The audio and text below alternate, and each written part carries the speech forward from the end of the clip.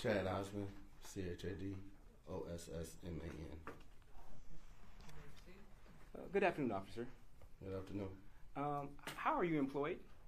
I work for the city of Detroit Police. Okay. And were you working in that same capacity on December the 10th of 2023? Yes. Okay. Did you have an opportunity to escort Michael Jackson-Bolanos from interrogation to the Detroit Detention Center? Yes. Okay. And just for the record, do you see Mr. Michael Jackson-Bolanos in the courtroom? Yes. Okay. If you could point him out and say what he's wearing. He has an orange suit on. Okay. Your Honor, orange.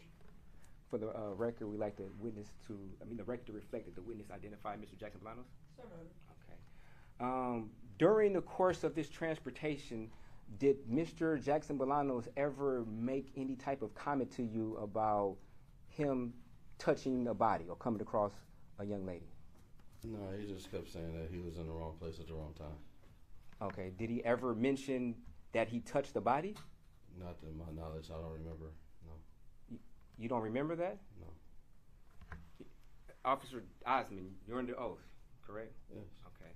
And me and yourself had a conversation, correct? Okay, so you're saying right now. Yes, sir. Yes. Okay. Did you ever tell me recently that you remember that Mr. Jackson-Bolanos said that he touched the body and he ran away from it when he came across the body? I don't remember because after I reviewed my body cam, I don't remember that. Okay, I'm not asking you about whether or not you reviewed your body cam. Did you ever make the statement to me that you remembered that Mr. Jackson-Bolanos told you that he touched the body?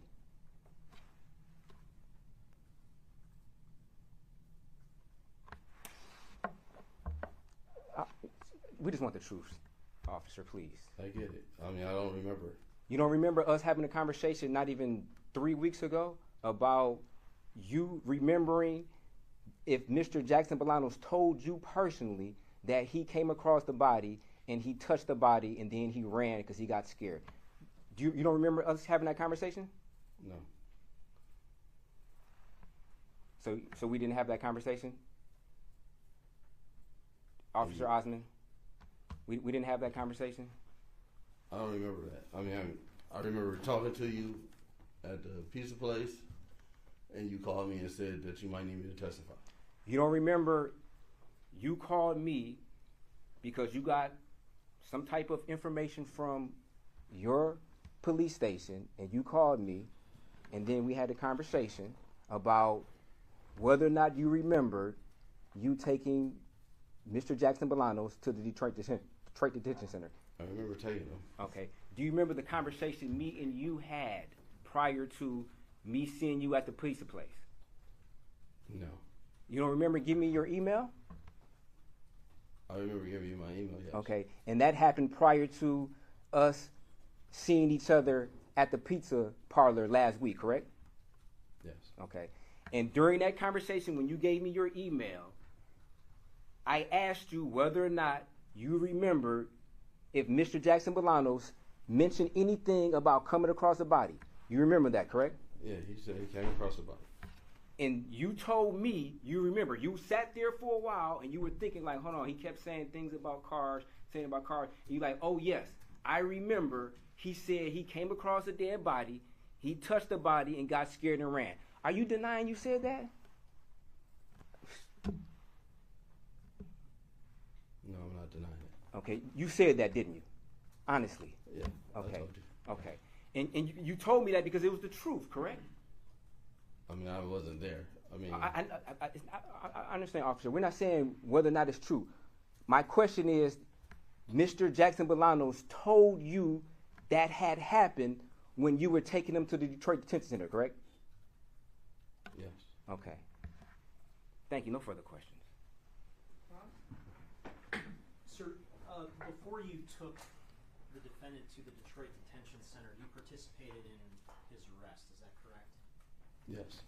And at the time of the arrest, is it fair to say that you weren't aware of the circumstances of the case, is that correct? Correct.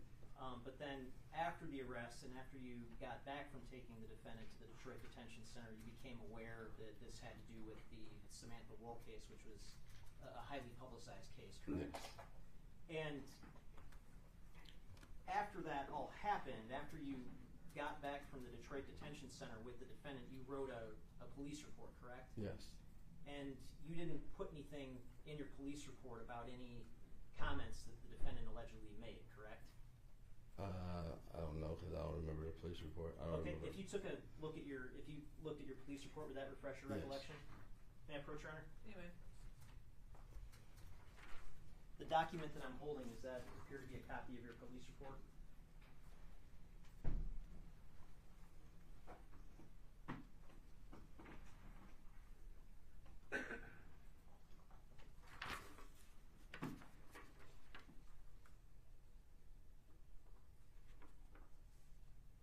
Does that appear to be a copy of your police report? Yes. And there's nothing in there about the defendant allegedly making any statement about touching the body, is it? No. And that would be a pretty important thing if he said that, correct? Based on the circumstances of the case? Yes. And if he had said that, you would have documented that at the time, correct? Yes. And you had an opportunity to review your body-worn camera from this arrest and your interaction with the defendant, is that correct? Yes. And that body-worn camera covers the initial arrest, correct? Yes. It covers you transporting the defendant from the place of the arrest back to the interview room at Detroit Police Headquarters, correct? Yes. And then it covers you transporting the defendant from Detroit Police Headquarters to the Detroit Detention Center, correct? Yes. The only place that it doesn't cover is the point where you're walking the defendant past the booking area to his actual cell, is that correct? Yes. Okay, and that would be a very short period of time, sort of considering the totality of your interaction with the defendant. Yes. And you testified on direct that sitting here today, you don't have any independent recollection of him actually making this statement about touching the body. Is that correct? Judge, I think that's a mischaracterization. I believe he testified that he did remember him saying that. So that's a mischaracterization of what he testified to during direct. reverse. So I guess let me ask it this way. When you were first asked by Mr. Brown whether you remembered the defendant making this statement, your answer was what? No. And then it sounds like you developed some extra recollection of this after the defense attorney asked you some more questions? Yes. So I guess my question is, sitting here today, yes or no, do you remember the defendant making this statement? Barely. Barely. I mean, it was so long ago. I mean, so much going on with from me getting them from the Q line to the DDC, and then it being almost a year ago. Somewhat I do remember, somewhat I don't. Okay, but it's fair to say that that statement is nowhere on any of the recorded body cam footage that you reviewed, right? No. Okay. Okay, thank you. Nothing further. Officer Ossman, has anybody implied any type of threats that may come your way if you were to testify today about the truth? No. Okay. Did anybody confront you prior to today about you not having the statement in your police report about Mr. Jackson-Bolanos touching the body? No. Did anybody question you on why your body cam may or may not have been operable at the particular time that Mr. Jackson-Bolanos made the statement? No. Okay, thank you. No further questions.